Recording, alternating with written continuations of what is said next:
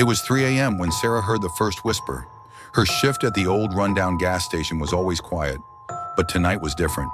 The air felt thicker, heavier, as though the world was holding its breath. She tried to focus on the flickering TV in the corner, but the static seemed to distort her thoughts. Just get through the night, she reminded herself, clutching the counter for comfort.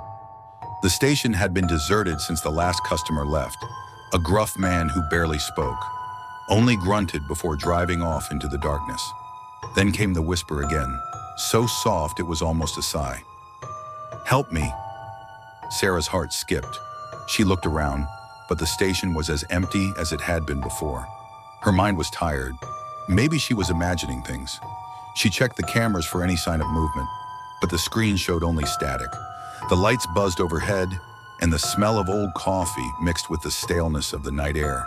A sudden knock at the door startled her. She jumped, her pulse racing. The knocking was slow, deliberate.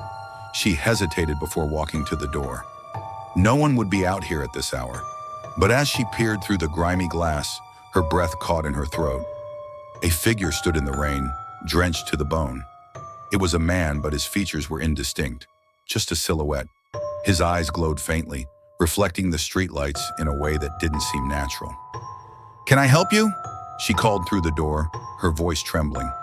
He didn't answer. Instead, he stepped forward, closer to the door. As he did, his shape seemed to distort, his limbs stretching unnaturally long. The whisper came again, this time clearer. "Help me, before he finds me." Sarah's mind raced. She bolted for the back room, the hairs on the back of her neck standing up. She locked the door and grabbed her phone. The signal was dead. Panic gripped her as the static from the cameras shifted, revealing only a pale, gaunt face staring directly at the lens. Suddenly, the lights went out. In the pitch darkness, she heard the door open, and then the sound of dragging footsteps. It was too late to run.